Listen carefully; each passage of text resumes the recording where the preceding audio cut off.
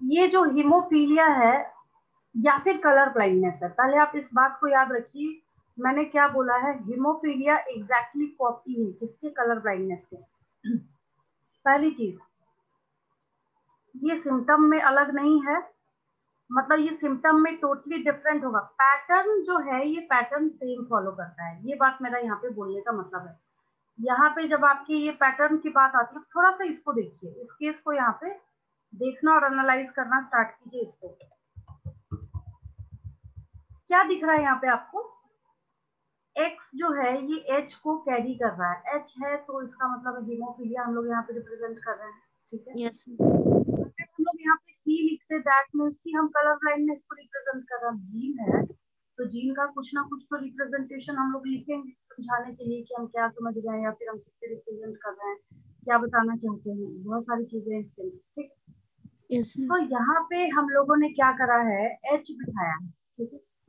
इस केस में भी, in the case of haemophilia, क्योंकि मैंने आपको जो केस बताया था, क्या जो 22 ऑटोजोम्स थे उसमें से कोई कैरी करना था, आपसे मैं क्वेश्चन पूछ रही हूँ, जो 22 ऑटोजोम्स थे मतलब कि जो सेक्स डिटर्मिनेशन में पार्टिसिपेट नहीं करते, सेक्स डिटर्मिनेशन में कोई भाग नहीं लेते। मैम आपका आवाज बहुत कम आ रहा है।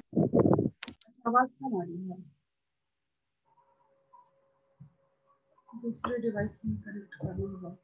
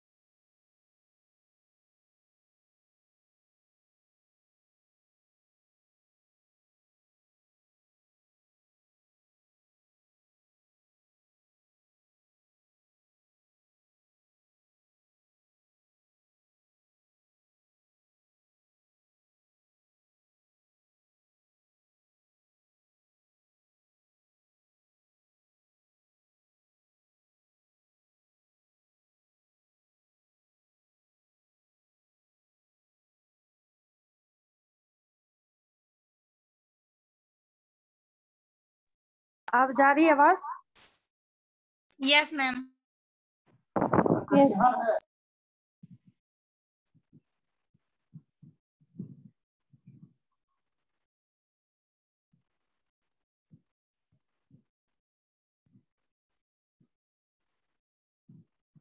चलिए, अब एको प्रॉब्लम नहीं होगी, एको जा रही होगी, दोनों डिवाइस का जो वॉइस है वो कनेक्ट हो जा रहा था। देखिए, तो मैं यहाँ पे एक सिंपल सी बात बोल रही हूँ कि हीमोफीलिया के जो जीन्स हैं यहाँ पे, उसके लिए आपको सिर्फ एच बिठाना है, यहाँ पे एच को शो करना है।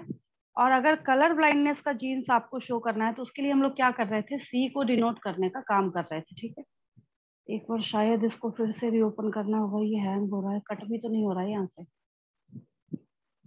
ठीक है। तो इस केस में क्योंकि ऑटोसोम्स का कोई रोल नहीं है, इसकी वजह से हम लोग इसको क्या बोलते हैं, सेक्स लिंक्ड रेसेसिव डिसऑर्डर। क्या बोलते हैं, recessive disorder. Why recessive disorder?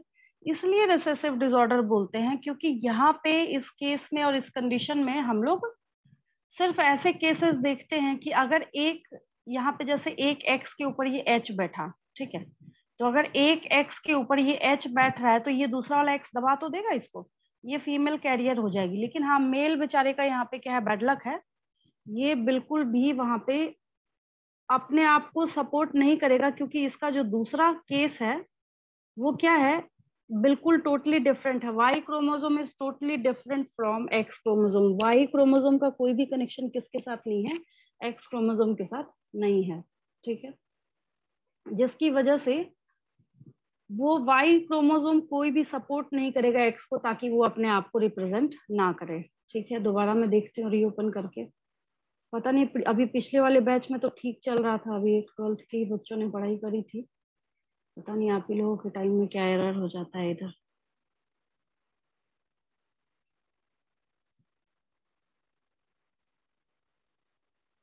आकांक्षा, समझ आया आपको? यस समझ आया? बस ये लिखना है, छोटी सी बात ये लिखनी है, क्योंकि ऑटोजोम्स इसमें पार्टिसिपेट नहीं करते हैं।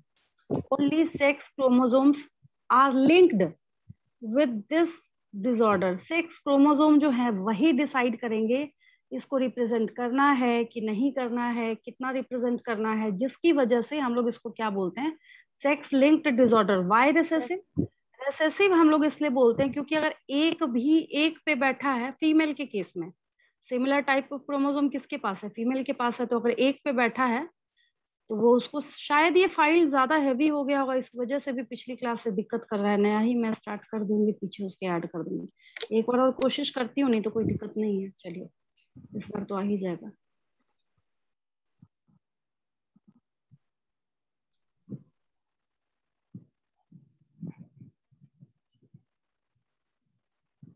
एक क्लास मैं आप लोगों को असाइन कर दूंगी, ऐसा नहीं कि बहुत बल्क में स्टूडेंट्स हैं कि मुझे कोई दिक्कत आएगी। 1 बाय 1 करके सारे स्टूडेंट्स को एक एक टॉपिक दे दूंगी।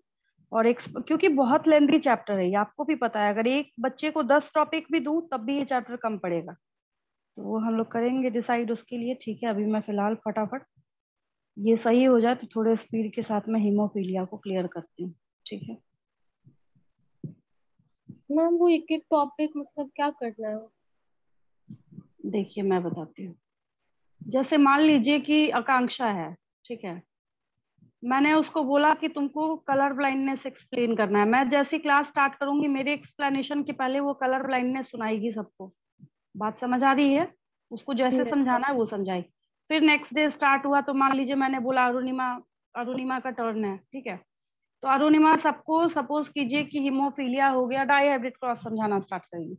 ईच एंड एवरी स्टूडेंट को क्या करूंगी, मैं एक एक टॉपिक दे दूंगी। उससे बहुत मतलब बेनिफिट होता है बच्चों को, आपको हर एक टॉपिक याद होगा और प्रेशर से पढ़िएगा फिर कि नहीं बोलेंगे तो फिर बेइज्जती हो जाएगी, होता है ना बच्चों में आपस में।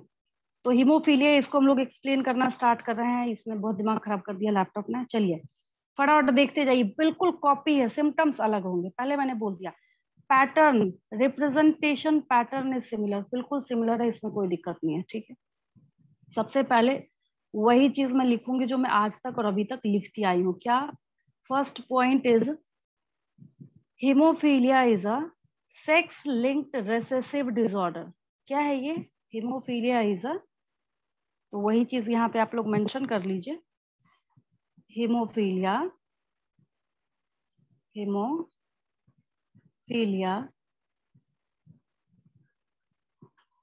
is a sex linked recessive disorder.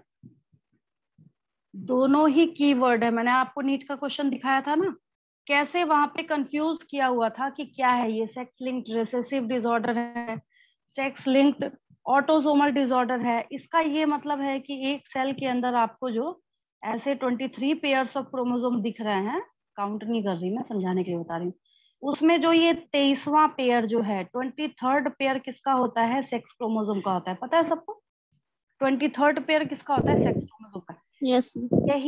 यही सारे फेर बदल के लिए रिप्रेजेंटेशन है। 22 ऑटोजोम को कोई मतलब नहीं है। ये सारे जितने ऑटोजोम्स, जब ऑटोजोम मतलब रखने लगेंगे तो हम उसको ऑटोजोमल डिसऑर्डर का नाम दे देंगे। अभी यहाँ पे पिछले कलर ब्लाइंडनेस के केस में या फिर आज के हीमोफीलिया के केस में इसको कोई मतलब नहीं है। ये कह रहा है भाई मुझे अपने आप से दूर रखो, मुझे कोई मतलब नहीं है तुम्हारे से, ठीक है। तो ये जो 23rd पेयर ऑफ क्रोमोसोम है, सिर्फ यही इन्वॉल्व होगा, जिसकी वजह से हम लोग इसको क्या बोलते हैं कि ये क्या है, रेसेसिव डिसऑर्डर है प्लस सेक्स लिंक्ड है। कई बार बच्चों को ना कंफ्यूजन ये होती है कि सेक्स लिंक्ड का कुछ और मतलब समझ जाते हैं कि ये बीमारी सिर्फ मेल को ही हो सकती है, फीमेल को। हाँ ये मैंने बोला जरूर है। रीजन ये है कि मैंने आपको प्रोबेबिलिटी बताया था, जब मैं कलर ब्लाइंडनेस की बात कर रही थी तो मैंने आपको प्रोबेबिलिटी बताया था कि मेल्स में ये 8% की प्रोबेबिलिटी और फीमेल्स में तो ओनली 0.4% है ना। तो बहुत रेयर, ऐसा तो है नहीं कि कोई अंधा है तो अंधी को देख के उसी से अंधा का मतलब कलर ब्लाइंडनेस का केस है तो फीमेल का भी ना पता चले कि ये भी कलर ब्लाइंड है। तो ऐसा तो नहीं होता, मतलब बेसिकली ऐसा तो बिल्कुल भी हम लोग को सोशली देखने को नहीं मिलता। कलर ब्लाइंडनेस की किसी को बीमारी होती है तो ऐसे भी सबको पता चल जाता है, ऑब्वियस है, कॉमन सी चीज है। प्राइमरी कलर्स के अंदर जो कलर आते हैं रेड और ग्रीन, और उसी में उसको डिटेक्शन में प्रॉब्लम होती है, ठीक है। तो सबको तो पता चल ही जाएगा कि इसको कलर ब्लाइंडनेस की बीमारी है ना। तो जिस वजह से उनको ड्राइविंग लाइसेंस वगैरह इशू नहीं किया जाता, ये केस टोटली डिफरेंट है। हड़बड़ी में क्या होता है, बोर्ड एग्जाम में कहते नहीं जोश में होश खोना, तो क्वेश्चन पूछ रहा है हीमोफीलिया का, बच्चा सी सी सी बिठा के क्वेश्चन को सॉल्व करके आ गया है। तो रिप्रेजेंटेशन पे ध्यान दीजिएगा, ठीक है। बाकी तो क्वेश्चंस आप जितने ज्यादा करेंगे, अभी इसको कराने के बाद दोनों के रिगार्डिंग में क्वेश्चंस आपको एटलीस्ट 4-5 करा दे रही हूँ अभी, ठीक है। चलिए, तो पहला पॉइंट क्या हो गया, ये सेक्स लिंक्ड रिसेसिव डिसऑर्डर है, ठीक है।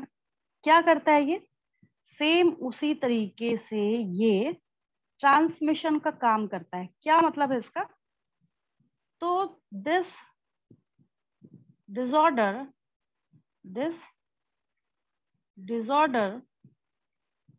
can be transmitted ये फीमेल कैसी है, XHX फीमेल कैसी है, ये बोलिए उधर से आप लोग, कैसी है फीमेल। हाँ, क्या फेनोटिपिकली इसको बीमारी होगी हीमोफीलिया की, नहीं होगी, नो क्योंकि ये एक्स वाला जो है इसको दबा देगा, ठीक है।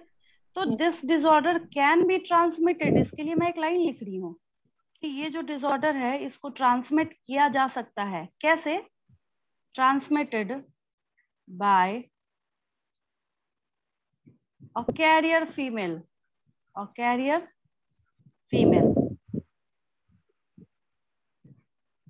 which is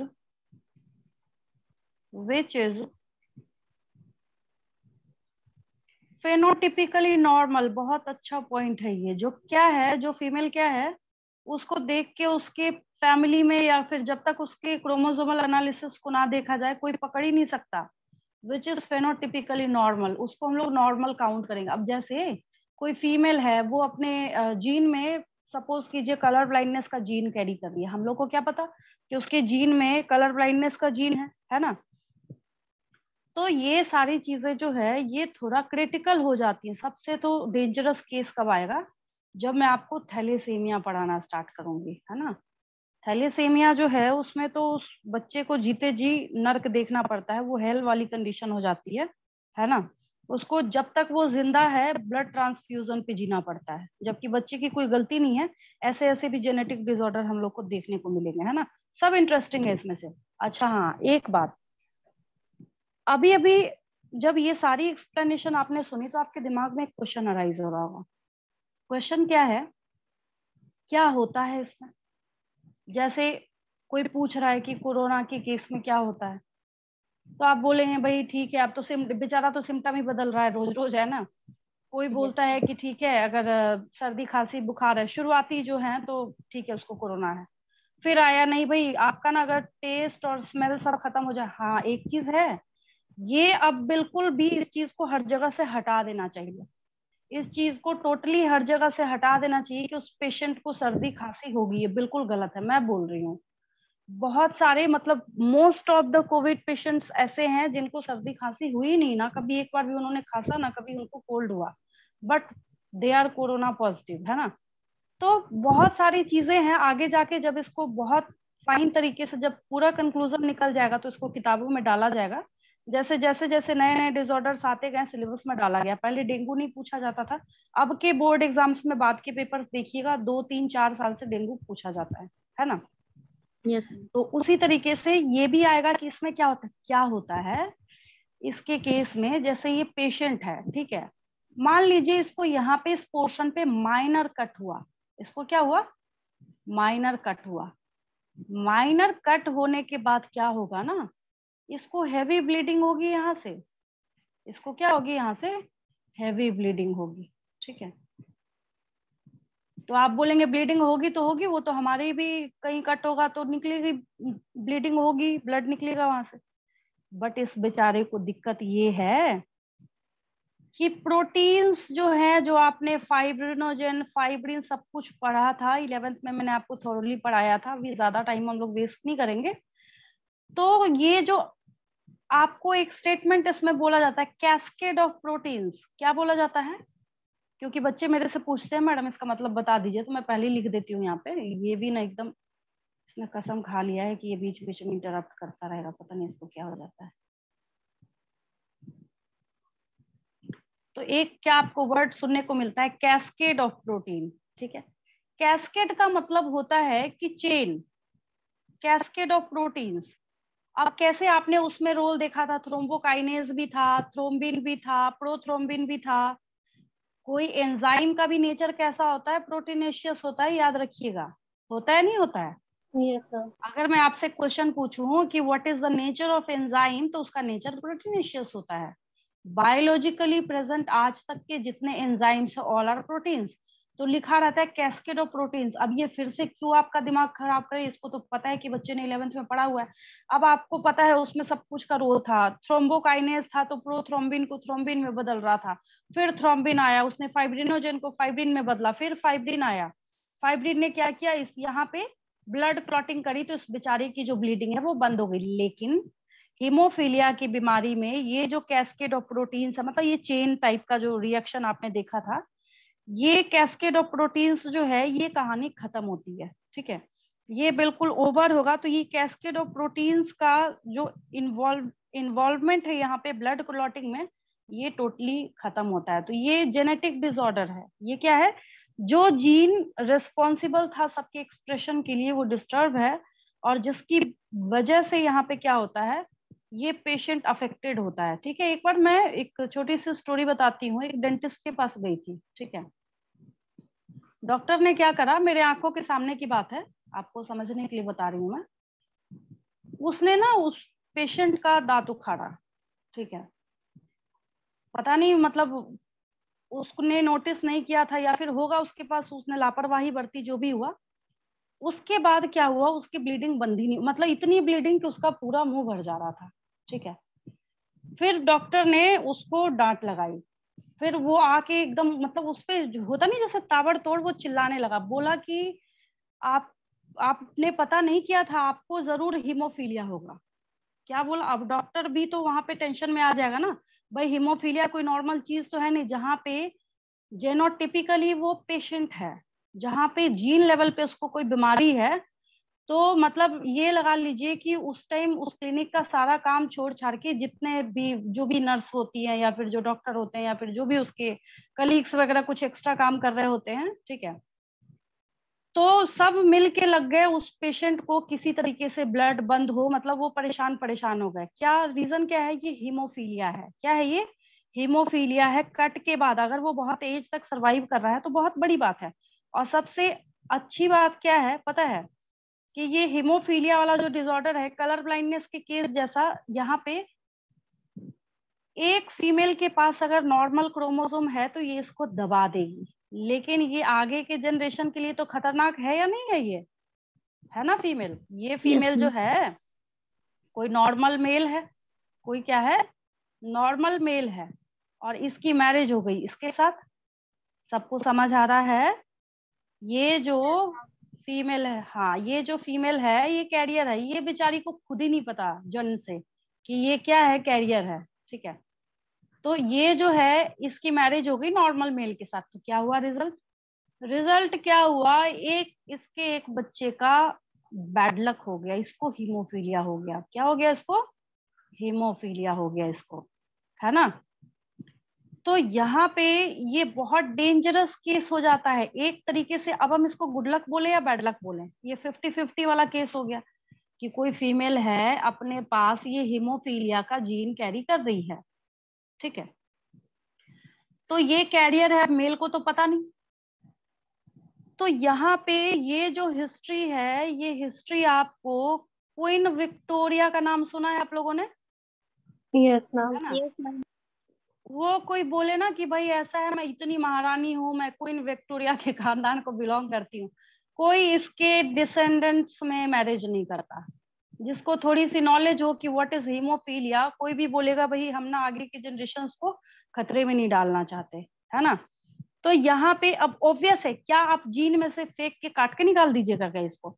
अगर एक फीमेल, हाँ ये जरूरी नहीं है कि सारी फीमेल्स जो है वो क्या हो जाएंगे। अब देखिए इस फीमेल बेचारी का क्या है, गुड लक है, लेकिन होता नहीं है प्रिकॉशन के तौर पे। जैसे मैंने एक बार एक बैच में ये बात बताई थी, तो एक बच्चे ने बोला मैडम ये बेचारी तो देखिए नॉर्मल है, क्या दिक्कत है? दिक्कत ये है, अब कौन जाए उसका मतलब जेनोटिपिकली पूरा एनालिसिस कराने के लिए, है ना। सेफ्टी के तौर पे क्या करते हैं, बोलते हैं ना भाई तुम अपने रास्ते हम अपने रास्ते, ये इसको अवॉइड करते हैं, ठीक है। रीजन क्या है कि जेनेटिक डिसऑर्डर से कोई पंगा नहीं लेना चाहता। कहाँ जेनेटिक डिसऑर्डर्स कहाँ हैं? तो ये जो आपका सेल है, सेल के अंदर न्यूक्लियस है, न्यूक्लियस के अंदर क्रोमोसोम्स है, क्रोमोसोम्स के अंदर जीन्स है, वहां खराबी आ रही है। जेनेटिक डिसऑर्डर्स में वहां पे एरर क्रिएट हो रहा है। तो आप समझ सकते हैं कि किस लेवल तक ये आपको क्या कर रहा है, डिस्टर्ब करने का काम कर रहा है, ठीक है। मेरे ख्याल से इतनी एक्सप्लेनेशन के बाद एटलीस्ट आपको कहानी की तरह याद तो रहेगा। क्वेश्चन ढूंढिए, आपको मिल जाएगा। इसमें से कौन सा ऐसा जेनेटिक डिसऑर्डर है जिसमें एक माइनर कट जो है that leads to heavy bleeding, ठीक है, या फिर जिसमें ब्लड कोगुलेशन बिल्कुल इंटरप्ट हो जाता है, स्टॉप हो जाता है, डिस्टर्ब हो जाता है। हीमोफीलिया है ऑप्शन में, कलर ब्लाइंडनेस है, थैलेसीमिया है ना, उसके बाद सिकल सेल एनीमिया है। हीमोफीलिया पे टिक करना है आपको, ठीक है।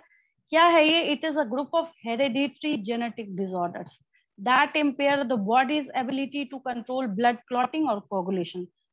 क्लॉटिंग और कोगुलेशन का मतलब होता है ब्लड का मतलब खून का जमना, है ना। वो भी जरूरी है ना। अब जैसे खेलते कूदते, अब हम लोग बचपन से आज तक पता नहीं कि काउंटलेस टाइम्स कट हुआ है, ठीक है।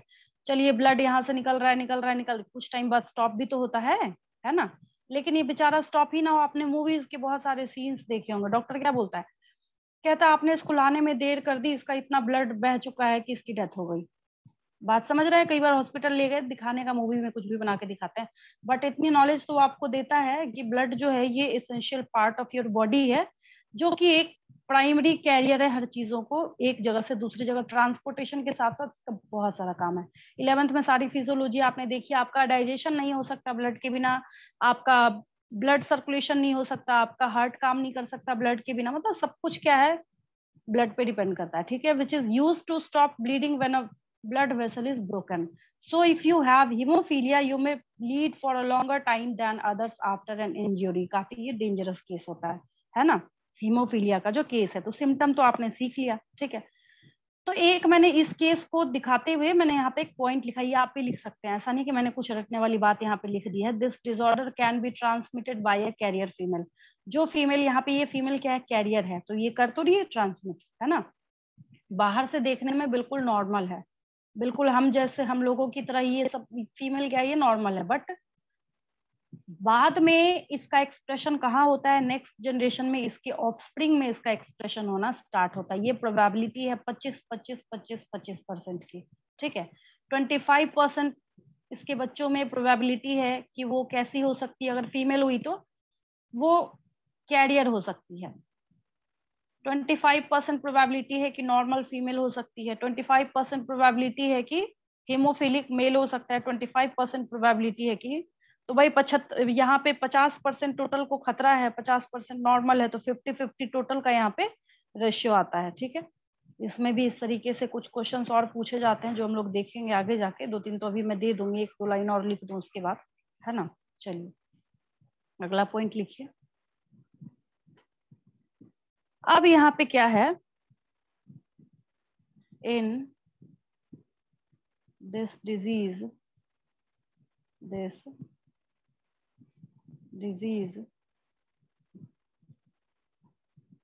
a single protein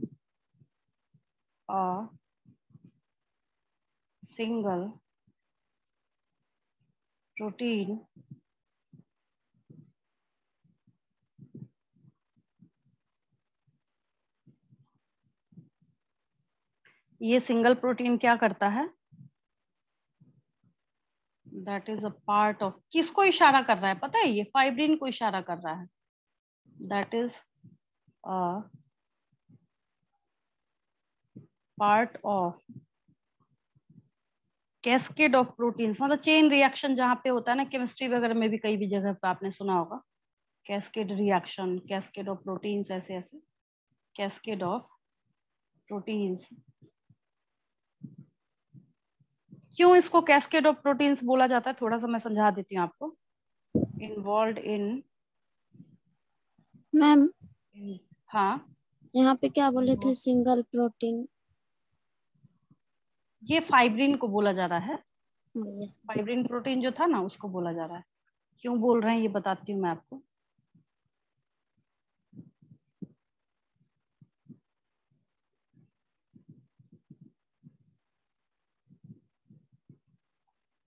involve in clotting. Clotting मतलब जानते हैं आप लोग, of blood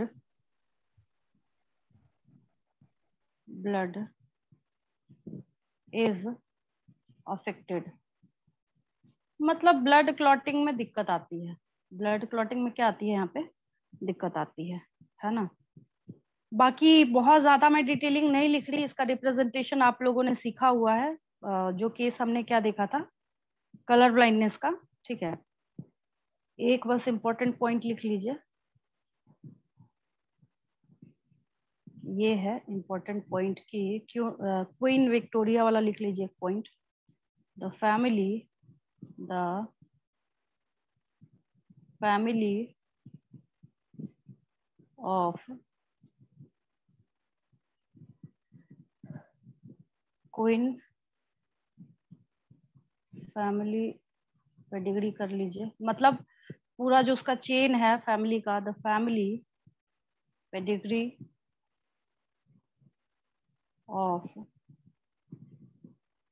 queen Victoria, the family pedigree of queen Victoria क्या है ये, shows a number of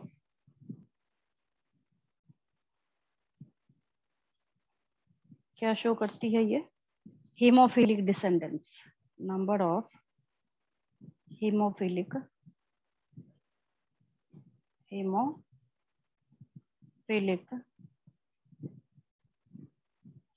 descendants. ठीक है, ये बाद वाला सी कुछ अजीब ही हो गया है। मैम हाँ बोलिए। ऊपर में जो हेमोफीलिया लिखा हुआ, नीचे में दोनों, ऊपर वाले में ये नहीं है, दोनों तरह से लिखा था। ऊपर वाले में क्या नहीं, हाँ दोनों ठीक है, हाँ। दोनों ठीक है। हाँ यस। मैंने तो इतना ध्यान ही नहीं दिया था। चलिए अच्छी बात, नजर तेज है आपकी। होता है कई बार, आपने हीमोग्लोबिन में भी देखा है HE लिख दिया है तो ठीक है, कोई दिक्कत नहीं है। क्या लिख रही थी मैं, नंबर ऑफ, हाँ हीमोफिलिक डिसेंडेंट्स, मतलब उसके जो आगे के जो जनरेशन्स वाले हैं ना उसको बोला जा रहा है।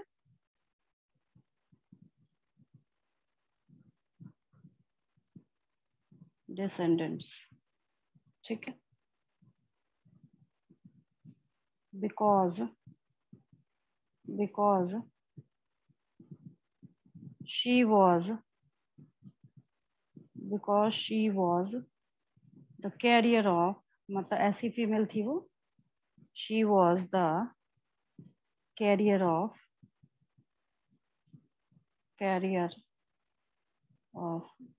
Haemophilia.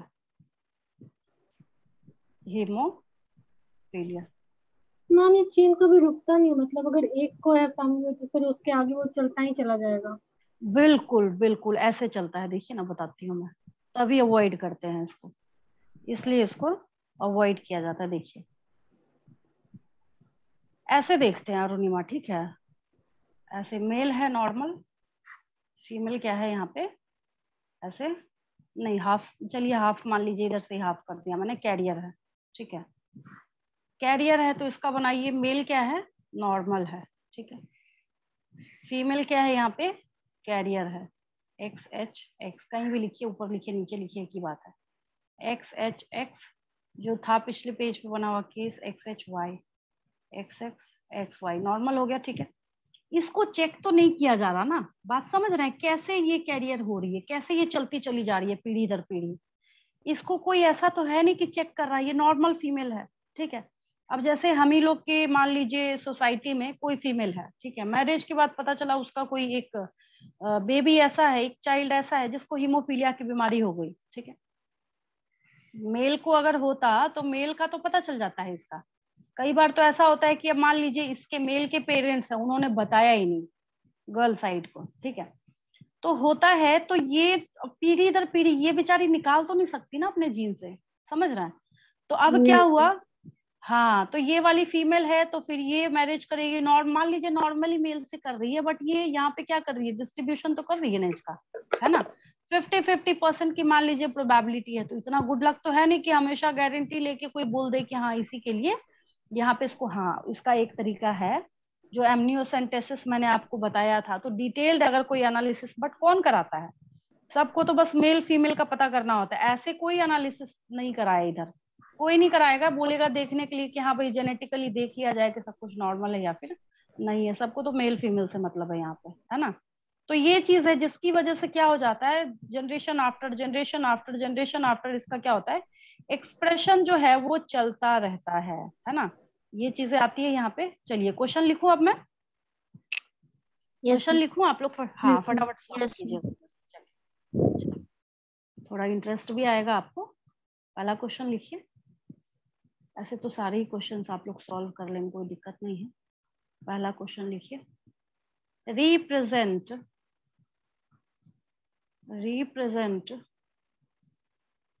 a Punnett square, represent a Punnett square for crossing between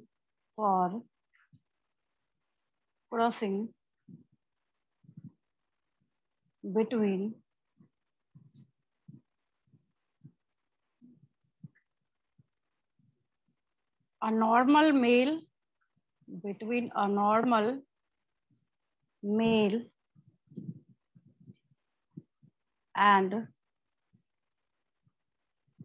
a carrier female। अभी वाला ही जस्ट केस है, इसको बस बनाइए, एंड अ कैरियर फीमेल। चलिए ठीक है, बनाना स्टार्ट कीजिए। आ गया रिजल्ट, है ना। आप लोग तो वैसे भी इंटेलिजेंट हो चुके हैं इस केस को बनाने में। चलिए आंसर क्या है इसका, आंसर में आपको बोर्ड एग्जाम फॉर्मेट में क्या करना है, सबसे पहले गिवन एज लिखना है, ये लिखना पड़ेगा, है ना। इससे क्या होता है, सारी चीजें क्लियर हो जाती है। गिवन एज में आपको क्या लिखा है, लिखिए यहाँ पे आराम से 1 by 1 करके। क्या लिखा है आपको, नॉर्मल मेल, कोई दिक्कत नहीं है, लिख दीजिए नॉर्मल मेल है। नॉर्मल मेल का मतलब आप जानते हैं, दैट मीन्स XY, ठीक है। फिर क्या दिया है यहाँ पे आपको, फिर आपको दिया है कैरियर, हाँ कैरियर फीमेल, है ना। कैरियर फीमेल का मतलब है यहाँ पे दिया है, अच्छा 1 minute, and a carrier female, मैंने यहाँ पे डिसऑर्डर नहीं लिखा, कैरियर फीमेल। मैं भी यही सोच रही थी किसका, हाँ यहाँ पे ना एक मिसिंग, अभी जब मैंने सोचा ना क्या बिठाऊं मैं इसके ऊपर, तब मुझे याद आया। कैरियर फीमेल, हाँ हेमोफीलिया मान लीजिए मैंने यहाँ पे कर दिया, हाँ हेमोफीलिया, वो कर रहे हैं तो उसी का क्वेश्चन अच्छा भी लगेगा। इसके नेक्स्ट वाला दे देती हूँ, कलर ब्लाइंडनेस का, हेमोफीलिया, ठीक है। तो यहाँ पे हो गया, ये केस हो जाएगा, दैट इज XHX, ठीक है। फिर हम लोग क्या करेंगे, इसका फटाफट पनेट स्क्वायर बनाते हैं, ठीक है। जैसे ही आप इसका पनेट स्क्वायर बनाएंगे यहाँ पे, तो आपको जो है वो केस क्लियर हो जाएगा, है ना। पनेट स्क्वायर बनाइए इसका, वही सेम जो प्रिंटेड था ना पिछले पेज पे, वही है। इसका पनेट स्क्वायर हो जाएगा, पहले आपने मेल लिखा, कोई भी लिखिए पहले, कोई दिक्कत नहीं है उसके लिए। फिर आपने इधर लिखा XHX। 2022 में नीट के एग्जाम में बैठिएगा ना आप लोग सारे बच्चे, है ना, तो हो जाएगा ना सबका। Yes ma'am. फर्स्ट अटेम्प्ट में कोई ना कोई, हाँ चलिए बहुत अच्छी बात है। मेरे दूसरे बैच में एक सिद्रा नाम की लड़की है, ठीक है। तो मतलब अभी बिहार बोर्ड से 12th दिया था उसने, मैंने बोला ठीक है ऑनलाइन सारा काम हो रहा है, कहीं ग्रेजुएशन में एडमिशन ले लो। कह रही मैम जब इस बार कहीं ना कहीं मेडिकल कॉलेज मिल ही जाएगा तो एडमिशन क्यों ले ग्रेजुएशन। देखिए मतलब होता नहीं है कि कॉन्फिडेंस उसमें भी है, हम लोगों का भी थोड़ा कॉन्फिडेंस बढ़ा देती है, बहुत अच्छी लड़की है। XY हो गया, और इधर केस क्या मैंने थोड़ा इधर लिख दिया था, that is XH and X, ठीक है। फिर रिप्रेजेंट कर लीजिए इसको, रिप्रेजेंटेशन पता है आप लोगों को कैसे होता है इसका, बिठा लीजिए बॉक्स में, और सब के लिए 1 बाय 1 करके आपको क्या करना पड़ेगा, फिनोटाइप लिखना पड़ेगा। उसकी हैबिट मैंने बोला है कि आप लोग डाल लीजिए शुरू से ही, भर दीजिए यहाँ पे। इसको क्या हो गया, बहुत परेशान कर रहा है जी। फर्स्ट वाले यहाँ बॉक्स में फीमेल कैरियर हो जाएगी, ठीक है, ये फीमेल कैसी हो जाएगी, हाँ कैरियर हो जाएगी। ये मेल बेचारा, इसका तो बैड लक है ना, ये गया, हाँ हीमोफिलिक हो गया, XX एंड X हुआ, हाँ बिल्कुल। तो आप लोग तैयार कर, खूब नंबर ऑफ क्वेश्चंस जो है उसको एकदम बढ़ा दीजिए, बैठ के सोच के दिमाग में प्रिंट कर लीजिए कि फर्स्ट अटेम्प्ट कहीं ना कहीं आपको मेडिकल कॉलेज मैम किसी लेना मेडिकल कॉलेज में मतलब बोर्ड का तो मिनिमम कट ऑफ नहीं होता है ना, जैसे कि एफएमसी के लिए नहीं, पेपर लिखा था कि 87% ये सारे सब्जेक्ट। तो अब तो कोई दिक्कत नहीं है ना, अब तो सारे एक ही साथ हो गए ना, है ना, अब कोई दिक्कत नहीं है, हाँ अब कोई दिक्कत नहीं है। चलिए यहाँ पे हम लोग सबको 1 बाय 1 करके लिख देते हैं, क्या क्या केस है, आपको क्या क्या मिला है, कैसे कैसे सब हो जाएगा। नंबर ऑफ क्वेश्चंस जो है ना उसको सॉल्व करना स्टार्ट कीजिए, ठीक है, नंबर ऑफ क्वेश्चंस जो है उसको ज्यादा से ज्यादा सॉल्व करना स्टार्ट कीजिए, तो ऑटोमेटिकली आप में इम्प्रूवमेंट होगी। थर्ड है यहाँ पे, फोर्थ है। चलिए पहला क्या दिख रहा है आपको यहाँ पे, XHX, what is this, carrier female, क्या है ये, कैरियर फीमेल है, ठीक है। फिर क्या दिख रहा है आपको, XHY, हीमोफिलिक नहीं हीमोफिलिक मेल, हाँ इस बेचारे का तो बैड लक है, ये हो गया हीमोफिलिक मेल, ठीक है। फिर क्या है यहाँ पे आपको XX, नॉर्मल तो ये है नॉर्मल फीमेल, ये फीमेल हो गई नॉर्मल फीमेल, ठीक है। यहाँ पे फिर क्या है, यहाँ पे एक केस क्या है आपके पास, यहाँ पे normal male, this case is normal male, ये क्या है, नॉर्मल मेल है, ठीक है। तो ये प्रोबेबिलिटी है जो, हाँ एक चीज और है, आप यहाँ पे बिठा सकते हैं, उसमें भी कोई दिक्कत नहीं है, साथ में आप लोग क्या कर सकते हैं, इसका यहाँ पे प्रोबेबिलिटी भी मेंशन कर सकते हैं। कैसे, इसकी प्रोबेबिलिटी है यहाँ पे 25%, टोटल में 1 बॉक्स इज इक्वल टू 25%, अगर ऐसा सोच लेते हैं तो इसकी भी प्रोबेबिलिटी कितनी, कई बार होता है अलग से पूछ लेता है, नीट में देखिएगा आपको दिया रिप्रेजेंट अपॉन इट स्क्वायर, या फिर when a normal male marriage a carrier female of hemophilia, then what is the exact and right possibility of his hemophilic male, ठीक है। तो यहाँ पे आपको ऑप्शन लिखा रहेगा 25%, 50%, 75%, 100%, ऐसे, ठीक है। तो इस तरीके से जब क्वेश्चन पूछा जाएगा वहां पे ये चीज आपको काम देगी। अभी क्या है 25%, फिर क्या है 25%। अब एक चीज और देखिए, कहीं पे एनसीईआरटी में एक लाइन है, मुझे उतना याद नहीं बट है, एक बच्चे ने मेरे से पूछा था तो मुझे उसकी वजह से याद है कि ये लाइन है, देखिए समझिएगा। वो कह रहा था मैडम आपने 25-25 लिखा है, किताब ने तो 50 लिख दिया, क्या लिखा था, सो सुनिए ध्यान से, लाइन बहुत अच्छी लाइन थी, कोई केस था बना हुआ, शायद कलर ब्लाइंडनेस में या कहीं पे भी है। उसने क्या बोला कि अगर हम ऐसा केस देखते हैं, क्वेश्चन को ध्यान से एनालाइज कीजिएगा क्या पूछ रहा है, क्योंकि क्वेश्चन को घुमाया जाता है, नॉर्मल कॉन्सेप्ट्स होते हैं, उस क्वेश्चन को क्या किया जाता है, ट्विस्ट किया जाता है, ठीक है। पूछा जाएगा कि फीमेल में कितनी % फीमेल जो है वो हीमोफिलिक हो सकती है, क्या पूछ रहा है, फेनोटिपिकली हीमोफिलिक हो सकती है। तो फेनोटिपिकली हीमोफिलिक वाली तो एक भी नहीं आ रही है यहाँ पे फीमेल, ऑप्शन में आपके 0 पर देखिए आप कैसे वहां पे घूम गए हैं, 0% भी होगा ऑप्शन में, इसी क्वेश्चन से आंसर है, इसी क्वेश्चन से आंसर है। समझ आ रहा है कैसे बोल रही मैं, फीमेल का मतलब ये इस 25 के साथ जोड़िए, इस 25 को 50%, लेकिन वो ना तो आपसे कैरियर फीमेल पूछ रहा है, ना आपसे नॉर्मल फीमेल पूछ रहा है कि फेनोटिपिकल, हाँ फेनोटिपिकली वहां पे।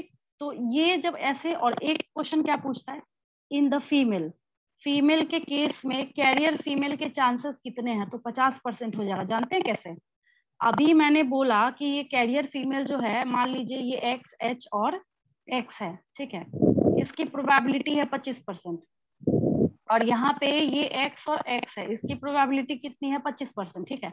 लेकिन वो सिर्फ फीमेल में पूछ रहा है, मेल को बोल रहा है आप अभी आउट कर दीजिए, तो दोनों को 100% मान लेंगे।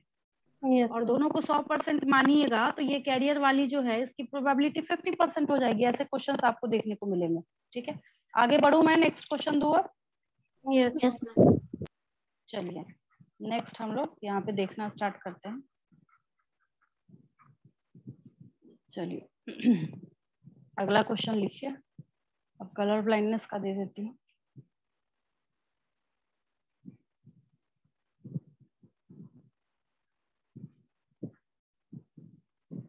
What is the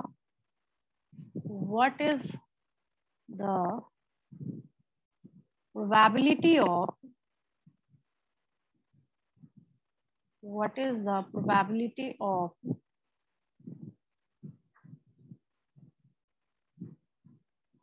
color blind? What is the probability of color blind offspring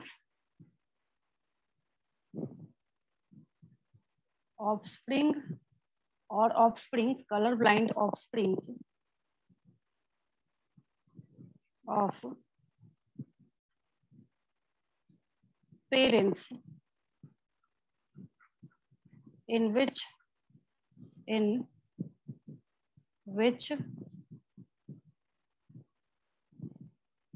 male is colorblind,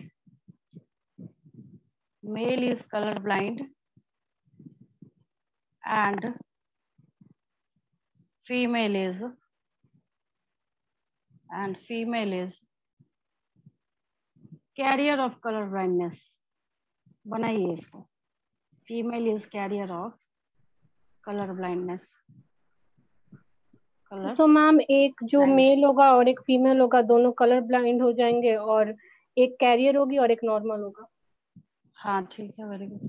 देखिए चलिए फटाफट आप लोग भी कीजिए उधर से, बाकी बच्चे तो बना ही रहे हैं।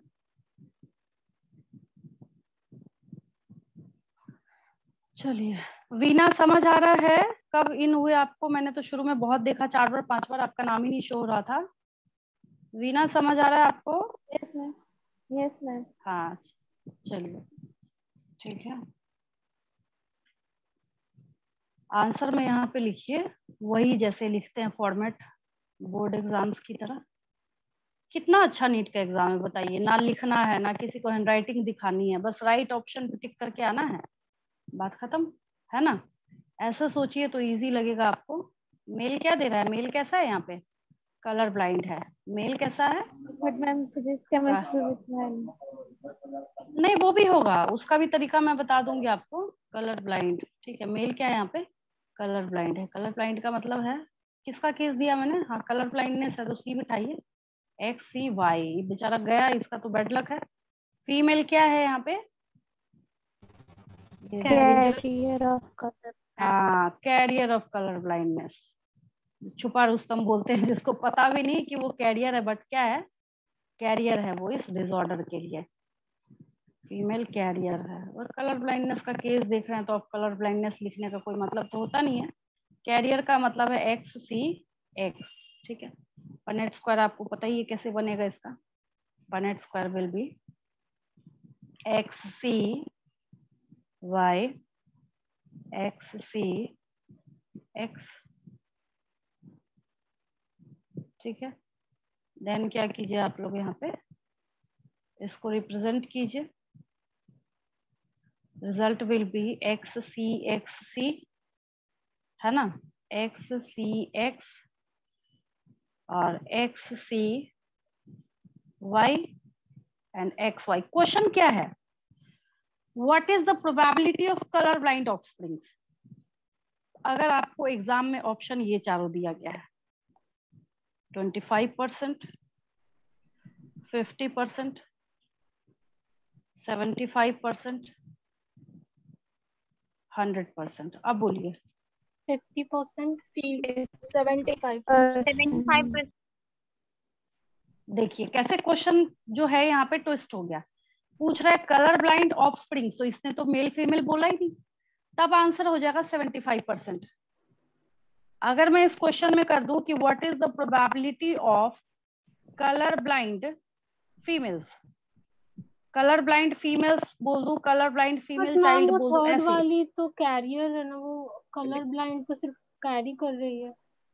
ओ अच्छा, हाँ हाँ हाँ, सही सही सही सही सही।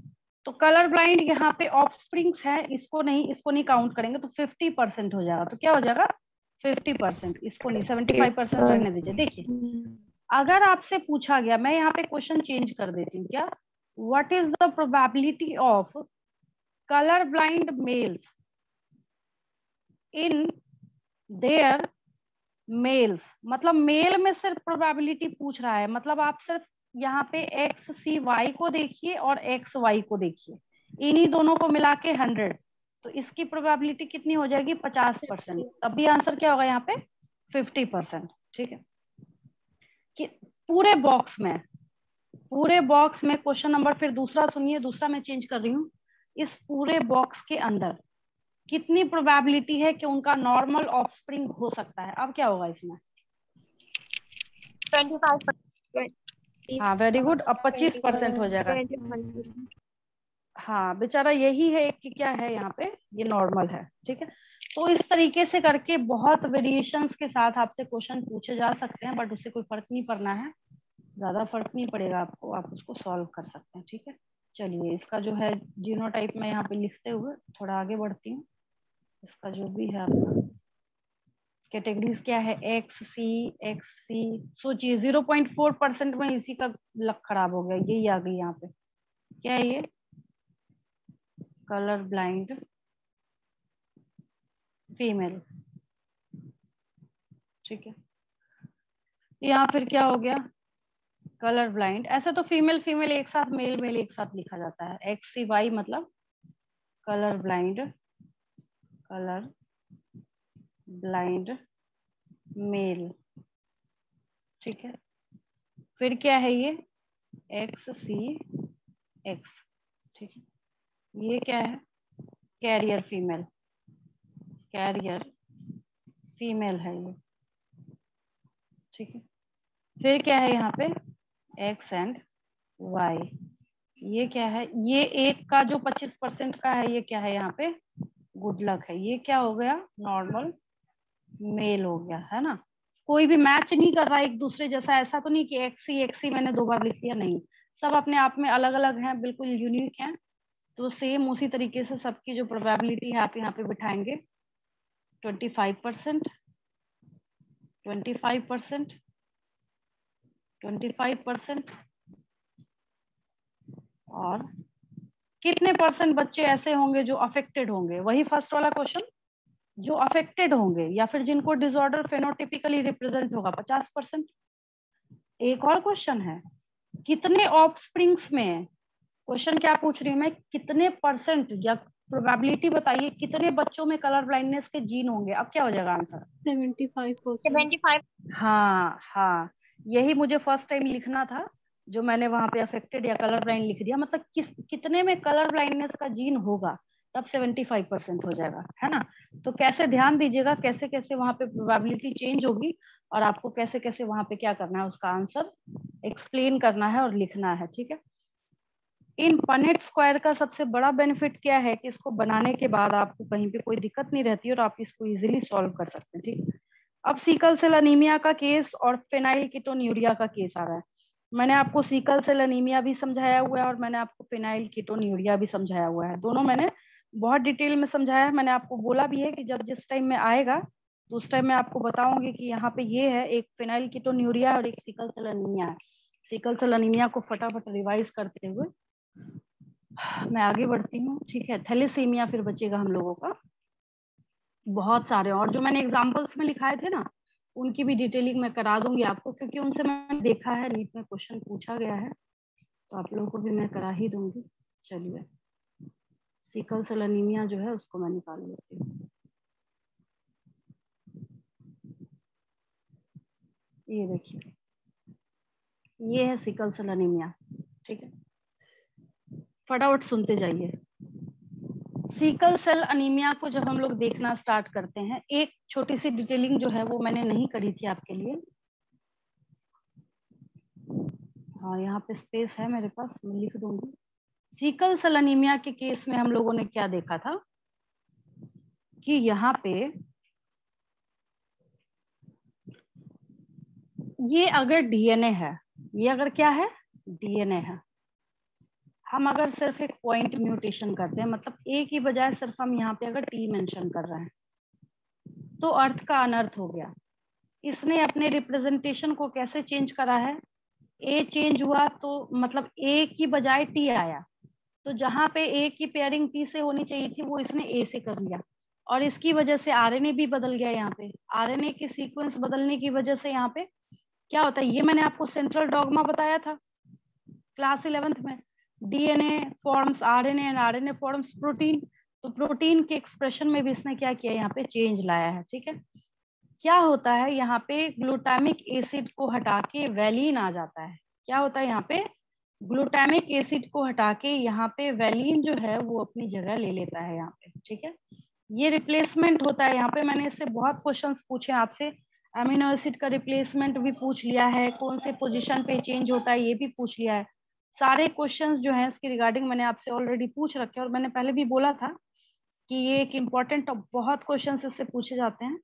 और एक छोटी सी बात है जो मैं यहाँ पे बता देती हूँ आपको। देखिए, एक चीज यहाँ पे ये है जो शायद मैंने नहीं लिखा है, यहाँ पे कहीं पे नहीं लिखा है, क्योंकि उस टाइम तक मैंने आपको ऑटोजोमल और सेक्स लिंक्ड में फर्क नहीं समझाया था, इस वजह से मैंने नहीं लिखा था। अब तो खैर समझा चुकी हूँ मैं आप लोगों को, तो अब ये पॉइंट लिखा जा सकता है। चलिए, जब हम लोग बात करते हैं सीकल सेल अनीमिया की, सीकल सेल अनीमिया की, ठीक है, क्या होता है इसके केस में, यहाँ पे ऑटोजोम्स के अंदर, हाँ मतलब आरबीसी का शेप चेंज हो जाता है। कैसा है ये, कैसा टाइप है, इससे क्वेश्चंस पूछे जाते हैं आपसे। तो सीकल सेल अनीमिया क्या है, sickle cell anaemia, sickle cell anaemia is an sickle cell anemia is an autosomal, की पॉइंट है यहाँ पे, ऑटोजोमल, ऑटोजोमल लिंक्ड, लिंक्ड है तो ऑटोजोम कर देती हूँ, ऑटोजोमल लिखने की जरूरत नहीं। ऑटोजोम लिंक्ड, ऑटोजोम मतलब बाकी के जो 22 पेयर हैं, is an autosome linked, linked recessive trait, recessive trait. याद रखिएगा, इससे क्वेश्चन है, इसके ऑप्शंस आपको बन के वैसे ही मिलेंगे। कैसे, autosome linked recessive trait, second option autosome linked dominant trait, third option sex linked recessive trait, fourth option, फिर आप घूमते रहिए वहां पे, आपको लगेगा क्या है ये सब कुछ तो घूम रहा है हमारी आंखों के सामने, फिर आप वहां पे कंफ्यूज करेंगे। ठीक है, अब अच्छी बात ये है इसके केस में, अच्छी बात क्यों बोल रही हूँ सो सुनिए, कब हो सकता है ये तब हो सकता है जब दोनों ही पेरेंट्स उसके कैरियर हों। ऑटोजोमल वाले में ये खासियत है। ठीक है, मैं इसको पनेट स्क्वायर के थ्रू आपको समझाऊंगी, घबराइए नहीं। ठीक है, तो इसमें लिख लीजिए, this disorder, this disorder can be transmitted, this disorder can be transmitted, कब हो सकता है ये क्वेश्चन आपसे पूछा जाएगा, from parents to the offsprings, to the offsprings when both the parents, when both the parents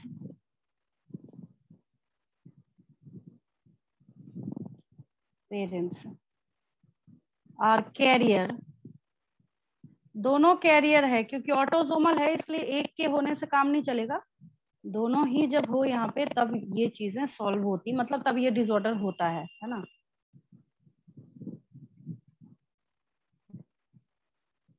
career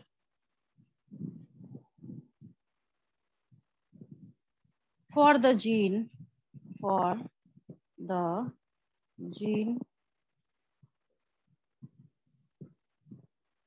of sickle cell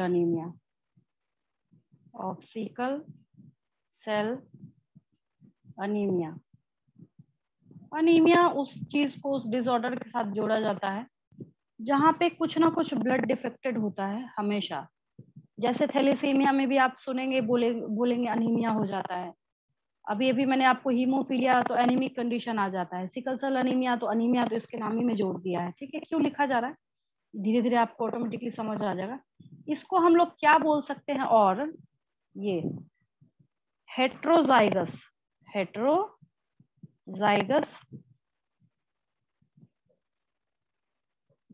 condition, heterozygous parents कर लीजिए, यहाँ पे ऊपर पेरेंट्स लिखा मैंने, हेट्रोजाइगस पेरेंट्स। ठीक है, आप समझिए। अब आप बोलेंगे नहीं हमें ये समझ नहीं आया। ठीक है, होता क्या है यहाँ पे, जो नॉर्मल जीन है, मान लीजिए यहाँ पे मैं रफ में थोड़ा सा लिख रही हूँ, मान लीजिए नॉर्मल जीन है तो उसको हीमोग्लोबिन के लिए हम लोग क्या कर रहे हैं, ऑटोसोम्स का है तो ज्यादा पैनिक होने की जरूरत नहीं है, मेल फीमेल जैसा कोई सिंबल नहीं है, दोनों आपको लिखना HB ही है दोनों क्रोमोसोम वाले अलील के लिए। लेकिन क्या दिखाना है, एक क्या है, अगर एक यहाँ पे क्या है नॉर्मल है तो HBA हो गया, ऑटोसोम्स के लिए A बिठा दिया, मान लीजिए यहाँ पे क्या है उसको हीमोफीलिया है, मतलब सीकल शेप्ड हो जाता है ना तो उससे S उठाया गया है। बच्चा बोलता है मैडम है तो ये अनीमिया, आपने यहाँ पे S बिठा दिया, इसलिए सीकल शेप्ड हो जाते हैं तो उसकी वजह से हम लोग क्या करते हैं यहाँ पे S बिठा देते हैं। तो क्या एक पेरेंट ऐसा हो तो काम चलेगा क्या, नहीं। दूसरे में जब ये जाएगा तो मैंने देखिए यहाँ पे रिसेसिव ट्रेट लिखा है, इसको पकड़िए यहाँ पे, ये देखिए इस वर्ड को कैच कीजिए, इसकी बहुत ज्यादा इंपॉर्टेंस है। अगर ये डोमिनेंट होता तो त्राहिमाम हो जाता, एक जीन भी बैठा है और नॉर्मल फीमेल भी है तब भी अपने आप को रिप्रेजेंट कर देता बच्चों में, लेकिन रिसेसिव है। रिसेसिव का मतलब है कि अगर ये मेल है यहाँ पे तो फीमेल को भी ऐसा ही होना पड़ेगा ये, तब फिर जब आप इसका पनेट स्क्वायर बनाइएगा तो ये दोनों मिलेगा। रिसेसिव ट्रेट अपने आप को कब एक्सप्रेस करता है, in only the homozygous condition. याद आ रहा है, शुरुआती क्लासेस आपको याद आ रहे हैं, only in the case of homozygous condition a recessive trait can't express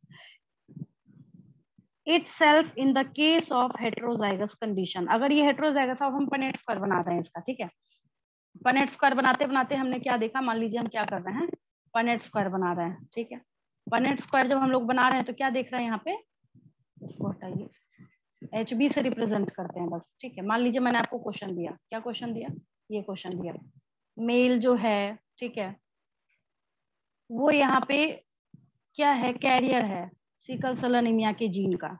आप बोलेंगे ठीक है कैरियर है, चलिए मान लिया हमने, फिर क्या हुआ, फिर यहाँ पे एक क्वेश्चन मैंने आपको दे दिया, आगे कंटिन्यू करते, लेकिन जो फीमेल है HBA वो बिल्कुल नॉर्मल है। ठीक है, बनाइए पनेट स्क्वायर, वैसे ही बनता है HBA, फिर आपने लिखा यहाँ पे HBS, फिर आपने यहाँ पे दिया HBA, फिर आपने यहाँ पे दिया HBA।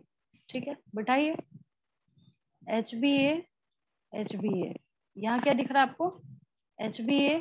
ये सब मैंने नहीं कराया था उस टाइम, क्योंकि मैंने बोला था कि फिर आएगा तो मैं फिर से एक्सप्लेन करूंगी, कुछ मैंने इंट्रोडक्शन, HBA HBS, फिर क्या हुआ यहाँ पे HBA HBS। तो बात समझिए मैं क्या बोल रही हूँ, क्योंकि ये रेसेसिव ट्रेट है तो ये इसका गुड लक हो गया, इसको नहीं हुआ सिकल सेल अनीमिया, इसने क्या किया, इसको दबा दिया, बोला भाई तू रिसेसिव है ना तो दब के ही रहे हमेशा। ठीक है, इस केस में भी क्या, लेकिन ये दोनों कैरियर है, आगे जाके ये पेरेंट है मेल फीमेल जो भी है, मान लीजिए मेल है तो ये क्या हो गया, कैरियर हो गया।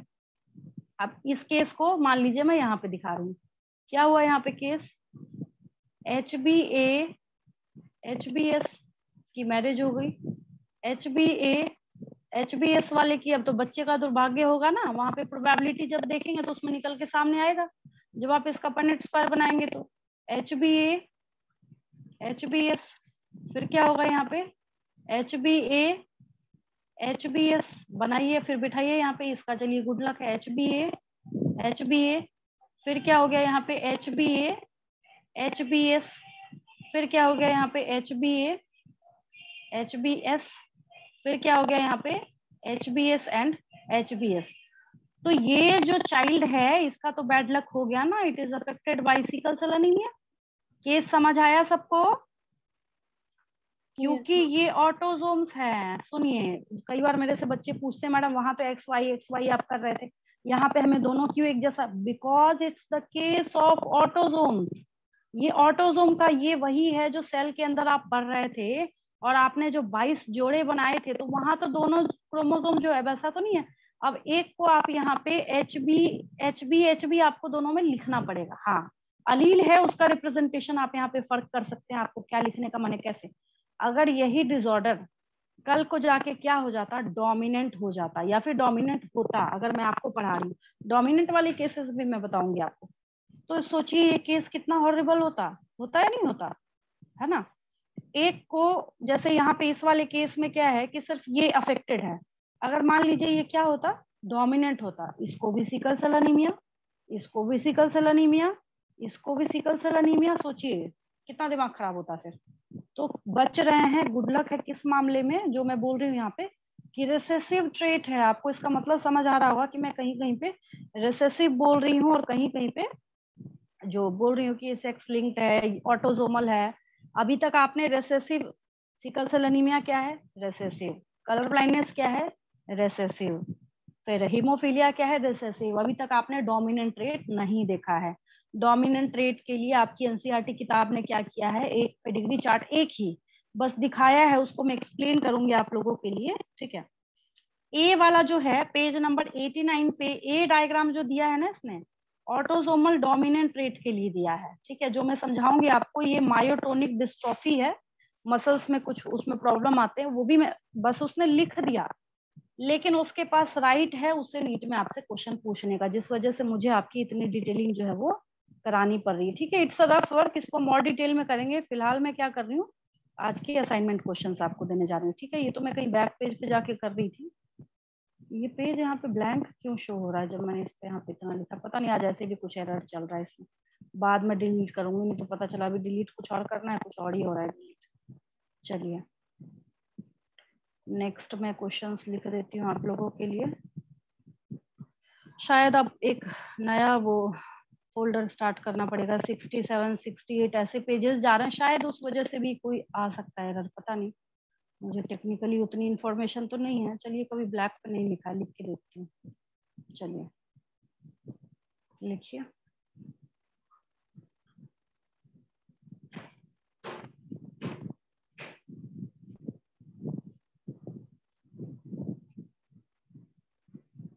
मैम स्कूल का ब्लैक बोर्ड है।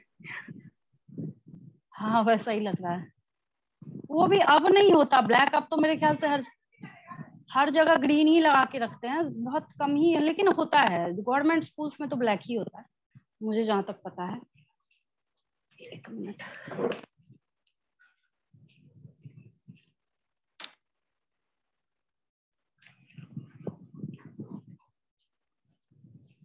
चलिए। नहीं मतलब थोड़ा ना आईज पे स्ट्रेस ज्यादा पड़ रहा है इसमें, भले ही ब्लैक बैकग्राउंड है बट कलर तो मैं लाइट ही लिख रही हूँ ना, येलो और व्हाइट। चलिए पहला क्वेश्चन लिखिए, क्या जाता है 5 मिनट लिखने में कौन सी। चलिए फर्स्ट क्वेश्चन लिखिए, represent a Punnett square, represent a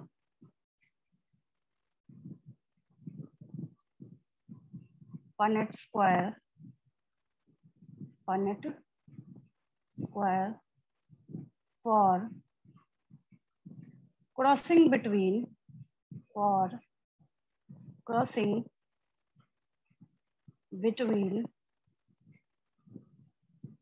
इसको ध्यान से कीजिएगा, सिकल सेल एनीमिया वाला दे रही हूँ जो भी समझाया है, between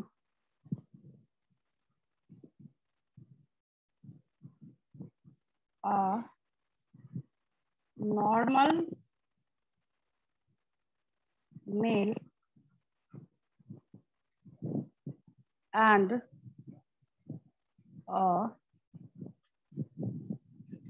ये फिर शंट हो गया ये, आगे लिख लीजिए आप लोग, अ normal male and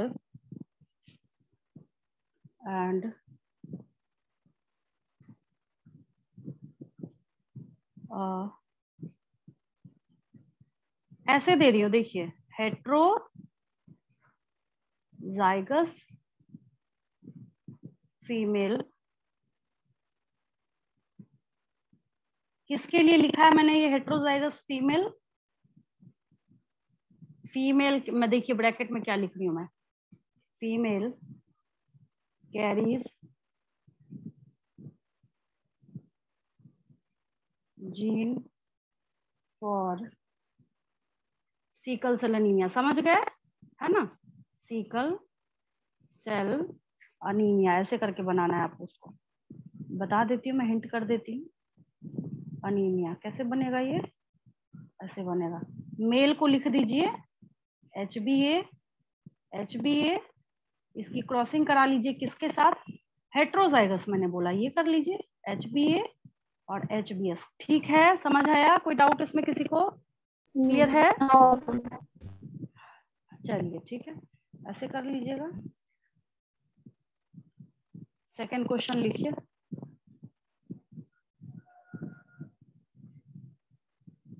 which type of, type क्या लिखूं, which genetic disorder, which genetic disorder, which genetic disorder leads to heavy bleeding,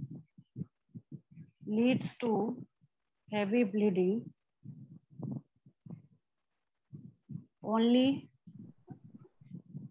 after a minor cut, क्या हो जाएगा? हेमोफीलिया। हाँ, only after a minor cut, ठीक है, हीमोफीलिया हो जाएगा।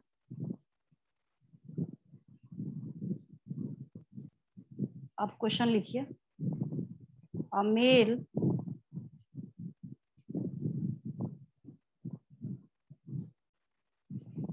can't detect में डिस्टिंग्विश ठीक रहेगा, a male can't distinguish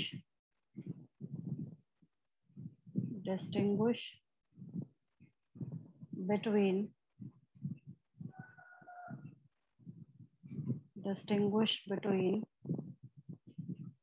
red and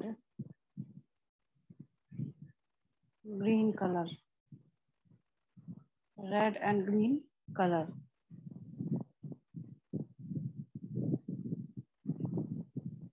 mention the disorder का नाम बोलिए, कलर ब्लाइंडनेस। हाँ ठीक है, मेंशन द जेनेटिक डिसऑर्डर, ऐसे देखिएगा बहुत सारा सैंपल पेपर भरा पड़ा है, यही सब पूछा जाता है, mention the genetic disorder of that male।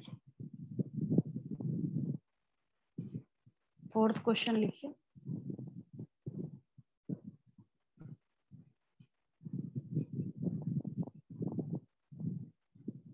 what is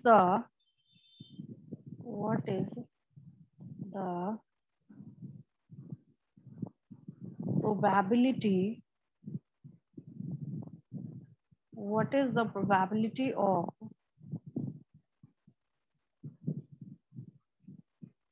sickle cell anemia affected,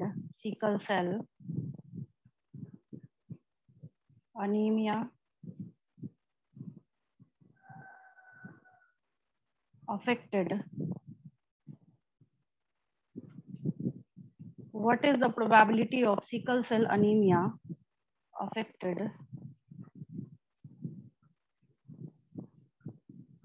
offsprings?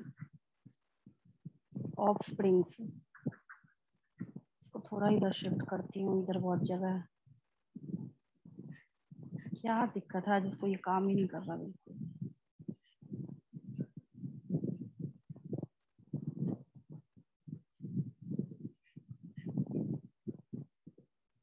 Sickle cell anemia affected offspring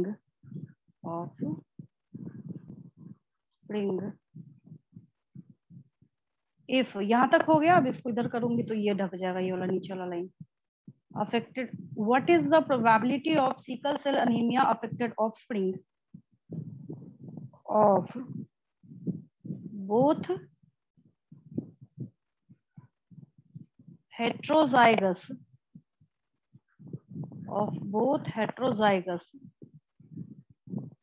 parents? किसके हेट्रोजाइगस? अब आप समझ जाइएगा, यहाँ पे सिकल सेल एनीमिया मैंने लिख दिया है, ठीक है। तो ऑटोजोम्स है तो होमोजाइगस ही होना चाहिए था नॉर्मल कंडीशन में। हेट्रोजाइगस पेरेंट्स का मतलब ही हो जाता है कि वहां पे एक पेरेंट को क्या है, उस जीन को कैरी करना है जो अफेक्शन या अफेक्टेड ऑफस्प्रिंग को लीड करेगा आगे जाके, ठीक है। ये पेज हो गया, आगे बढ़ू मैं?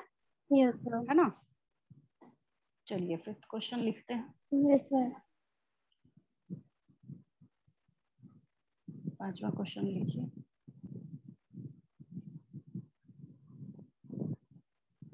मैम 4th नंबर में पनेट स्क्वायर बनाकर करना है या डायरेक्ट प्रोबेबिलिटी लिखना है?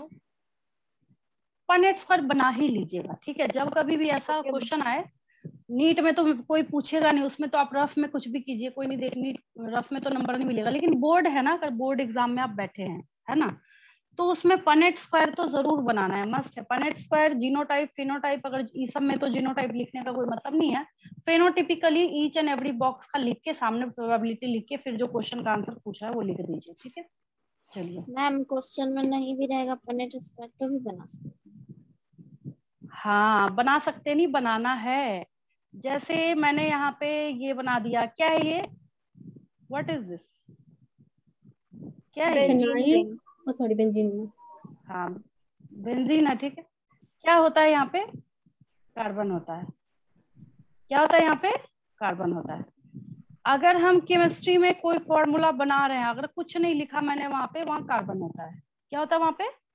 अगर कार्बन के सिवा कुछ है, कुछ, हाँ कुछ और है ना, तो आपको देना पड़ेगा यहाँ पे। अगर कुछ और बैठा तो वो आपको देना पड़ेगा। मेरी बात समझ आ रही जो मैं बोल रही हूँ? तो जेनेटिक्स में अगर आप पढ़ाई कर रहे हैं ना, तो कुछ नहीं लिखा है और आपको पता है कि विदाउट पनेट स्क्वायर आप उस चीज को अच्छा नहीं समझा सकते, तो आपको पनेट स्क्वायर उसमें बनाना है, मस्ट है, ठीक है। चलिए आगे चलते हैं। एक Punnett square for genetics chapter, diagram for each and every chapter.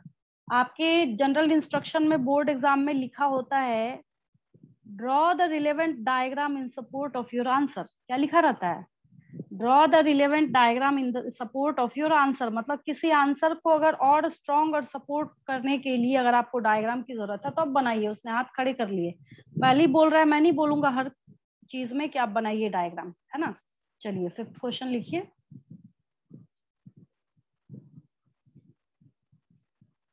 explain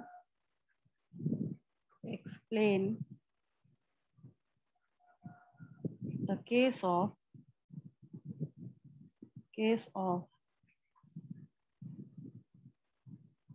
sickle cell anemia। अच्छा एक चीज देखिए, इसमें आपको क्या सब कुछ एक्सप्लेन करना है। एक चीज देखिए, बहुत अच्छी बात मैंने वहां पे एक लिखी है। मान लीजिए मैंने यहाँ पे मेल पेरेंट लिया है, यहाँ मैंने क्या किया है, फीमेल पेरेंट लिया है, ठीक है। मेल पेरेंट जो है यहाँ पे, इसको मैंने HbA नॉर्मल रखा है। ये केस भी मैंने था वहां पे। फीमेल पेरेंट को मैंने क्या किया, यहाँ पे HbA और HbS सिर्फ इसको अफेक्टेड रखा है, बाकी सब ठीक है, बाकी सब जीन नॉर्मल है, ठीक है।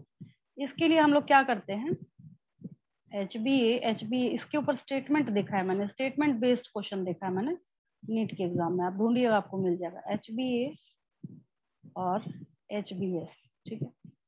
यहाँ क्या हुआ, HBA HBA, यहाँ क्या हुआ, HBA HBA, यहाँ क्या हुआ, HBA HBS, यहाँ क्या हुआ, यहाँ हुआ इस केस में भी HBA और HBS, ठीक है। मेरा आपसे क्वेश्चन है, क्या फेनोटिपिकली किसी बच्चे को सिकल सेल एनीमिया होगा क्या?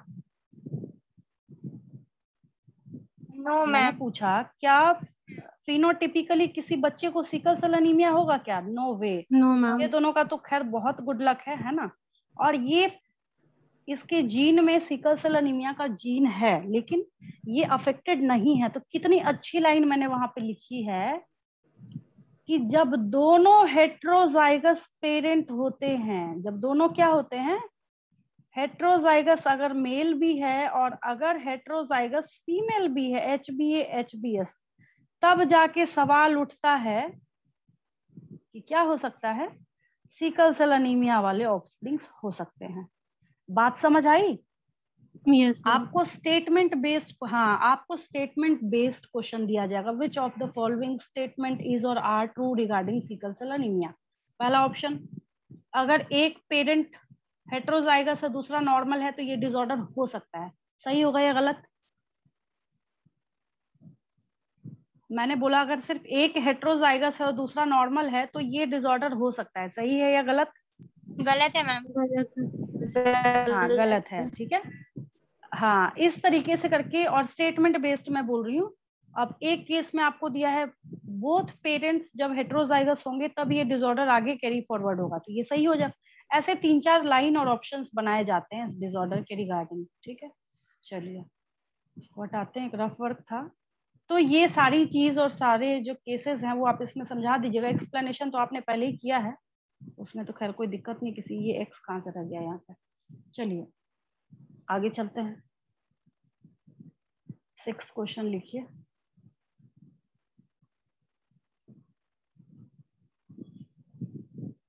Give example of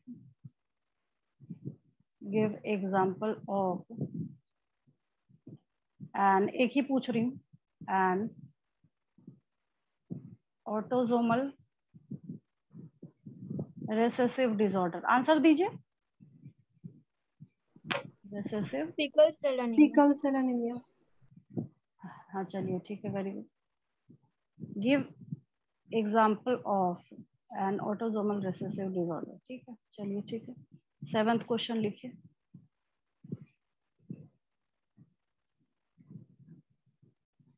What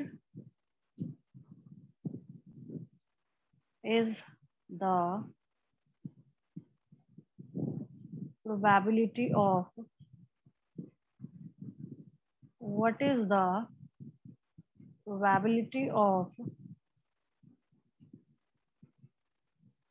hemophilic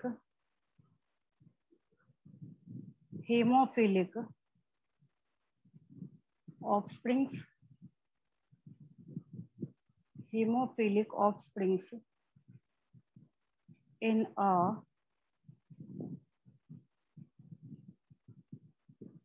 family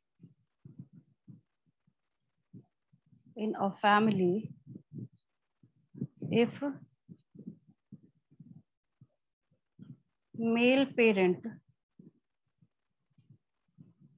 male parent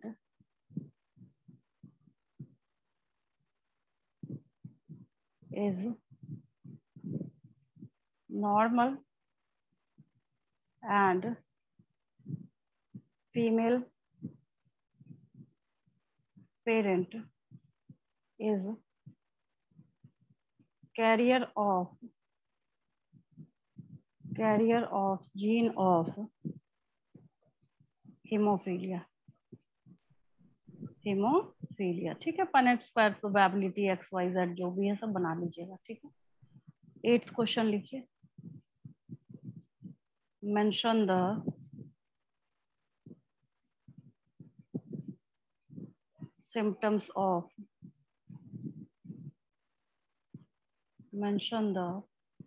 symptoms of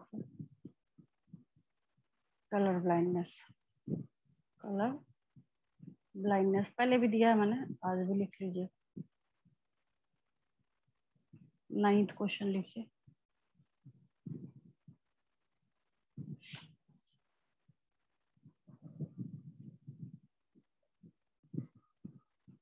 What do you understand by, what do you understand by autosomal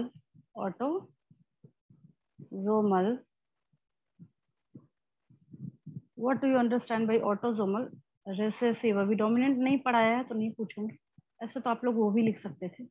autosomal recessive disorder, देखिए कैसे लिखना है इसको।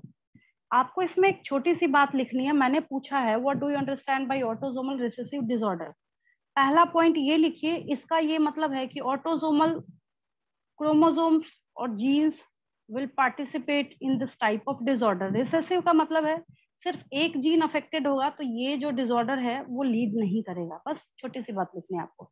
10th क्वेश्चन लिखिए।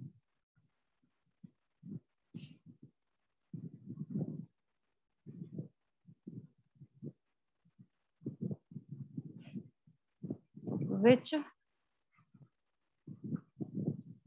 Mendelian disorder, which Mendelian disorder occurs